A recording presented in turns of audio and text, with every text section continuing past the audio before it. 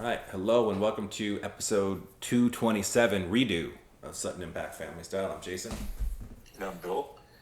And I guess we'll start off with the NBA And Giannis. and Giannis. And I did see the spot of the Chick-fil-A thing where he pulls into the thing and tries to convince him that one of the reasons he signed with Milwaukee was to get free Chick-fil-A for life. Yeah. That was pretty funny. And he ordered a 50 piece after he scored 50 in the final game, which, Yep. he's been really, he kills it on social media. He's obviously a fan.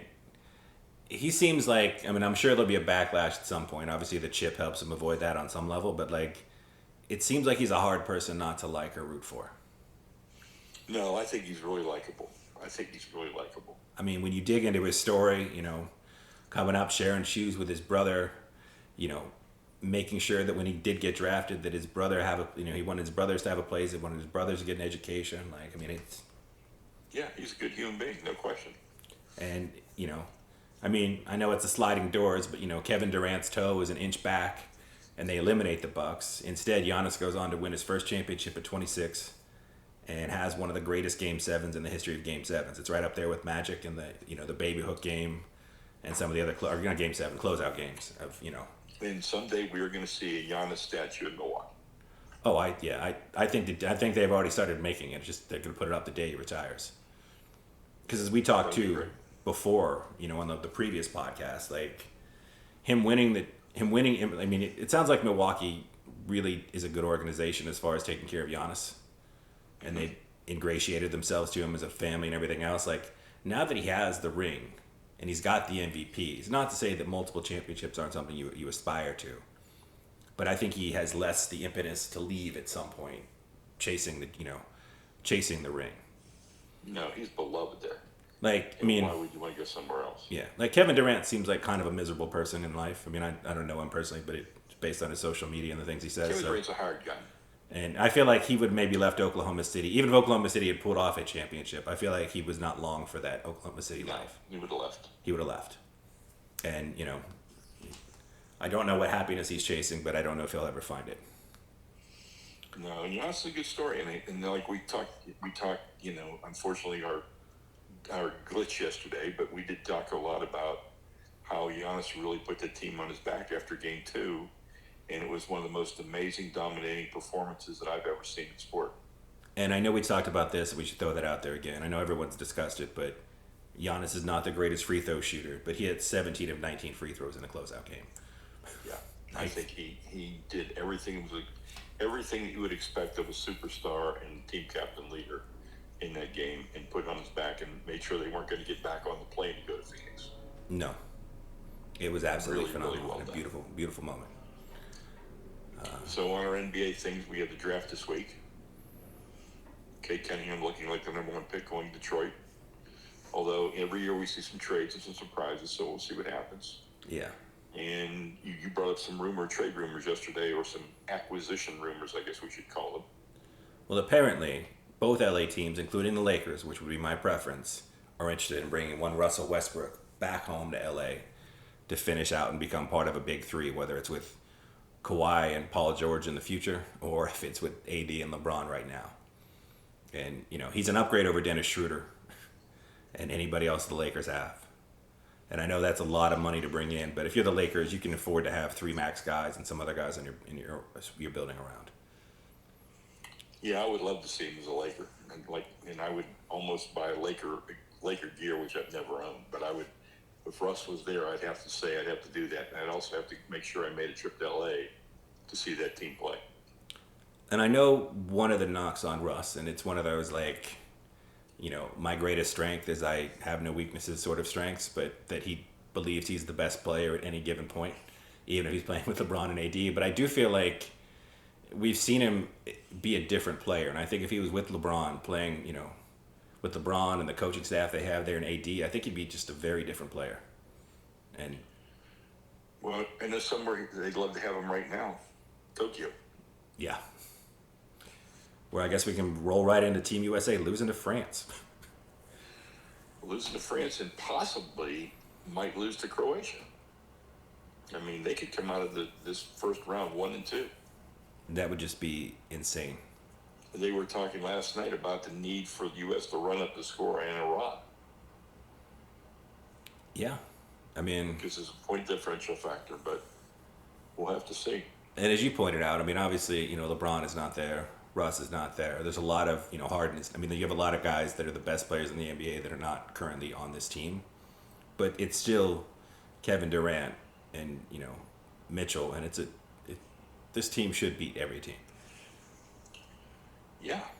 And I mean, the They got hubbub. Draymond Green. They have Dame Lillard. Yeah. They have Devin Booker. I know people are complaining, and I guess, people are always going to look for some reason why things aren't working. And obviously, agents and, people are going to leak stuff. But now Popovich is getting a lot of blame currently, as they say that he is trying to put the Spurs system into place, which is a very complex system, and the players aren't having time to acclimate to it. And rather than just running some basic stuff and let the best athletes in the world, the best basketball players in the world just execute, they're trying to get too fancy. And I'm not sure, I haven't watched enough. Yeah, I heard that criticism. I mean, you pick him as the Olympic coach for a reason. But this year, trying to put together this team in stages and then have 3 guys come at the last minute. Yeah, and lose 2 guys. It's tough. I mean, you can't. It's not like it was 10 or 15 or 20 years ago when you could just roll out a bunch of guys that were going to kill everybody. That's not the way it is anymore. There's NBA players on every team. Yeah. And just the world game of basketball is just better everywhere. I mean, the facilities, the coaching, like it's all there. So. And I think, again, the old man shaking his fist at the sun sort of thing. But you also have, the AAU influence, and then I think you have the brand influence. Like, the dunk contest has gone downhill because people are afraid to look bad. And I just feel like, you have a little bit of that happening too, where people don't want to put themselves out and, Sure. damage their brand, as they say. But speaking of brands, this is a good transition to the SEC brand, which is a new brand soon, right? Yeah. So it looks like Oklahoma and Texas are definitely leaving. And, that will cause, but considering a number of scenarios right now. And so let me lay them all out for you. One is the Big 12 does whatever it can to keep Texas and Oklahoma there, which would be to give them an extra half share each of the conference revenue. So they'd get 1.5, and that would be at the expense of the other teams. The other team's taking a little bit less than 1 to get them to 1.5. I think it's stupid. I think it's a Band-Aid, and I think, okay, that's fine for right now, but in 2 years, they're going to ask for 2 shares. What are you going to do? Right. You can't have a conference of equal members where it's not equal. You can't have somebody getting more money than somebody else because it's never going to work because they're always going to want more money, and there's always going to be some resistance there. Yeah. So that's one. And if I was Oklahoma State or Texas A&M, I'd be like, I'm out. You want to give them part of my share? I'll go find some other conference. Yeah. So, okay, so now scenario number 2 is you try and attract some teams from other Power 5 conferences or the AAC and get up to 12 teams. So, there's the predominant USF, UCF, Houston, Cincinnati, because they're all in 4 major markets. Right. And they all have a lot of alumni and they have a lot of population and they're in good states for recruiting. Today I saw why not try and solicit Arizona and Arizona State to leave the Pac-12. Okay. And come to the Big 12. So there's that scenario. I don't know how that scenario works. I'm not a supporter of it. And the other one is the free-for-all where everybody runs and goes where they can go. And, a lot of it's based upon, like the Big Ten has very high academic standards for their institutions. I'm not sure any of the remaining Big 12 teams, with the exception of Texas, would have met the academic standards to be in the Big Ten. Pac-12 is similar. ACC not as similar, but, I don't see the ACC, big talk already about West Virginia trying to go to the ACC. Geographically, it makes sense, but it doesn't make sense anywhere else because they're not an academic institution like Pitt or like Boston College or some of those in North Carolina or Wake Forest or Duke. So you're going to get the same thing there. So those are the scenarios. Other than Oklahoma and Texas definitely leaving, that's what I see. And being an Oklahoma State fan, I would prefer did Oklahoma State leave and join one of the other three conferences? And, maybe the one that makes the most sense is the Pac-12 for them. So we'll have to see. Yeah. And everybody assumes this is eventually going to lead to 4 16-team super conferences, right? With the two best teams in each of those pretty much fills out your BCS. And not that they have much of a chance every year anyway, but that pretty much eliminates any of the little guys, ever coming up. But, it's college football. So speaking of brand, I'm going to have a shout out and a boo. So my shout out is to the Kraken for the way they did their their expansion draft, using all Seattle landmarks and using Seattle athletes and personalities and animals indigenous to the area to introduce their draft picks, which I thought was amazing. It was a lot of fun. I think the fans enjoyed it. The players enjoyed it. And I love the octopus in the aquarium holding up a sign. So I was big on that. That's my pro. And I think they've established a great brand, great logo, and they're going to do very, very well. My boo is to the Cleveland Guardians. Not so much for the name. And Jason and I talked offline, and we both feel that and I put this out on Twitter, if you can enter into a deal with Marvel and tie your Guardians to some of those Marvel characters, you might really have something special and contemporary that might attract a younger audience. Yes. So I like that. On the other hand, that logo sucks. Terrible. And I mean, it's a terrible logo, and I can't believe it made it through a focus group or a series of focus groups, and I can't believe that MLB authorized it. Because that logo is not going to sell merchandise. No. And it's not going to get people excited. And it looks, the best word I come up with is half-ass. It looks half-ass. It really does. It looks like, you throw that out there and you're like, where do you want to, where should we take it from here? Like, darken the colors. I mean, the Guardian thing, the more that you and I have talked about it, the more I'm okay with it. Even though I was resistant at first because I preferred spiders. Right. Which had a history in the market, and I thought you could have done a lot of things with it. So I was a big proponent of spiders. For some reason, they weren't, and it's their decision. But I can live with Guardians, but you can come up with a much better inspirational logo than that. That is a cartoon. That's a mess. Well, it's also, you mentioned that the Guardians, they have the 2 gargoyles on the bridge, right? And that's part of Cleveland history. But, I mean, I don't know. I saw nothing to tie that into any of the release of the marketing. And that's not something, if you lived in Cleveland, you wouldn't. I mean, I don't know Cleveland history.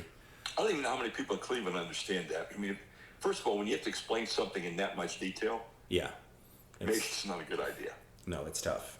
You can't elevator pitch that. But, what are you going to do? You got to do what you got to do. We're not big fans of Cleveland in general, so, it's fine. Yeah. Well, there's probably going to be we'll talk about the NBA draft next week, but I've got some entertainment moments, and I know you got some food moments. Yes, I do. You want to go food first, since it's more like the appetizer, or the foods? No, go with you. We'll make people be hungry waiting for the food. You go with the entertainment. Okay. Both my shows come with caveats, but I'm enjoying both. And they're both semi-comedies. The first is Dave, which is on Hulu, and I think it's an FX show.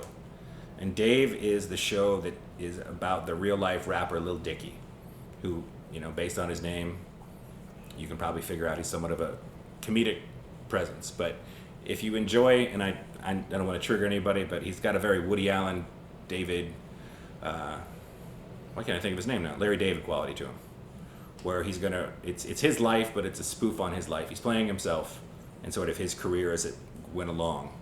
And it's him and his friends, and he says a bunch of awkward things and makes moves, and, makes conversations more awkward as they go. So you're getting a very uncomfortable, squeamishy comedy. And the other show that I poorly pitched to my father last night when he called me about stuff is White Orchid on HBO, which just had its 3rd episode. And my initial pitch was White Rich Assholes on Vacation, which is technically what the show is about. It is set in Hawaii, so you get some beautiful vistas and some beautiful things to look at. But it's sort of, you are watching some rich, very privileged white people on vacation in a resort. And I know that's not the greatest pitch, especially where we are in the country right now, but it kind of oddly works. So, Okay. and it's an HBO show, and HBO has I just you need to be prepared that you are going to see a lot of that. That's not all the show is, but you're going to see it. Well, I watched episode 1, season 2 of Ted Lasso last night. Okay. And really enjoyed it. I mean, it's a show that works. And Jason Sudeikis has said that they wrote season 1 and season 2 all at the same time. They didn't write season 2 since season 1 was over. There was always going to be a season 2, and it was always going to be this story. That's good to hear. They have not written season 3. And so, this is the original plan, so we'll see where this goes. But it's been fun to watch. And on that note, there's nothing wrong with just 2 seasons. As someone that's been a lifelong fan of BBC shows like the IT Crowd that have 25 total episodes, yes, I would love more, but it's kind of great that I don't have more, because what they left on the plate was a masterpiece, and there's and just to have more of something isn't always the best. Anyone that watched the last couple seasons of The Office in the American version knows that. So, Yeah. sometimes it's good. You don't have to overeat or overwatch. You can just enjoy 2 amazing seasons, and that's good.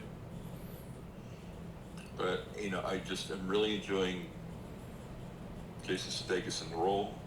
I like the writing. I like the storyline. I like the characters. I like the acting. It's just a really, like you described it to me early on, it's hard to not feel good after you watch an episode of that. It's true. So it's fun. And yet, despite its pseudo corniness, it doesn't come off as sappy and corny, right? No, or not? It doesn't. It comes across as genuine. Yeah, not genuine, not necessarily like a nauseously inducing genuine corniness. Like it's nice. It's just a very nice show. I don't know what to say. No, and in season 2, he's obviously going to be more preoccupied with winning than he was in season 1, because they've been relegated, and he wants to get them back. Yes. And he wants to help the owner and wants to do things. So it's kind of it's a fun watch. So if you didn't watch it, go back and watch season 1, and then get into this, because it's really, really well done and deserves our support. Yes, indeed.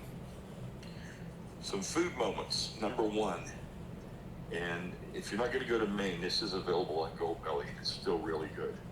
McLoon's, MCL and capital LOON''S Lobster Shack. We happened to go. My pictures were on Twitter and Facebook. It's a real working lobster shack where they bring the boats in, they take the lobsters out, and they have lunch. I had a lobster roll there. I had the Rolls Royce lobster roll, which is about the size of 1.5 normal lobster rolls. Okay. Freshest lobster I've ever had. It was absolutely delicious. And then I had homemade blueberry ice cream, and they also had a chocolate cream pie that I bought for Sharon, and both of those desserts were outstanding. And they had lobster stew and a number of other things, but not fancy, just picnic tables out on the bay.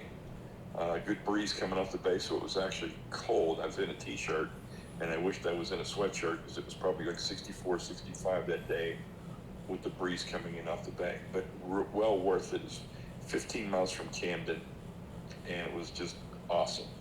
Really, really good. Nice. Another one I would single out is Fresh Company, which is in Camden, also on the pier, a little bit upscale, and we had lobster, Parmesan, fresh pea, fresh corn risotto. Okay. And I love risotto, and that dish was outstanding. The corn was really fresh, the peas were really fresh, as was the lobster, and the Parmesan all came together. It was a really, really good dish. So if you're in Camden, Maine, I would recommend that. It really, really was good. But McLoon's, you can get on Goldbelly, and Jason and I are both big proponents of Goldbelly. So if you get a lobster craving, and last week was 30% off, but I didn't order it because I was there. But you get some really good lobster and lobster products from McLoon's Lobster Shack. Okay. There you go. I'm trying to think what else we were talking yesterday we would go to today that we didn't get to. It's true. People love hearing, the dead air as we try to remember. I'm trying to think too. I was like, We did a really nice show yesterday, everybody, but we had a technical glitch and we couldn't put it out, so we're redoing it today from memory. And I think we've done it. We gotten most of it. I think there might have been an NBA story. We have some NFL stuff coming up. Oh, I know the last thing. What do you think about the All Manning football booth? You know what? I'm watching the College Bowl with Peyton and Cooper. Okay. Okay. It's a throw-in for Cooper. Yeah. I mean, it makes no sense to have Cooper there. He's like, they're trying to make him like the sidekick on like a late night talk show. It doesn't work. And Cooper tries to be funny, and I give Cooper an A for effort. Yeah. He's not a lot to work with, and you don't really need two people. So I will look at this with Peyton and Eli, and anybody. If you've seen the Manning brothers, Peyton's going to be the dominant player regardless. Yes. So are you really need two people? Is it really going to be a good conversation? So I will tune in because I want to see how it is. But I'm pretty much content with ESPN's coverage as it is. I like ESPN's coverage. Yeah, like I said, I like Mike Tirico and company. I like everybody they have, and it works for me. But I will try this to see what I think. But again, if it works, it could be really funny. It could be like, what was that show you used to like with the robots and the guy coming on the movie? Oh, MST3K, yeah, Mystery Science Theater 3000, yeah. Where you could make something better than it was by the characters in the studio. Yeah. So maybe this works. It's worth a try. It's worth a try if you like Peyton Manning. But you have to realize going in, there's no way Peyton Manning is second banana to anybody. No. And there's no way he's not going to be a dominant personality. So if you're looking for a lot of equal play and equal footage, I don't think it's going to be there, but maybe I'll be surprised. No. I mean, I know you're hoping you get big names, like you said, you're going to tune in, I'm going to tune in. Most, you might even get some casuals that tune in because they know the names.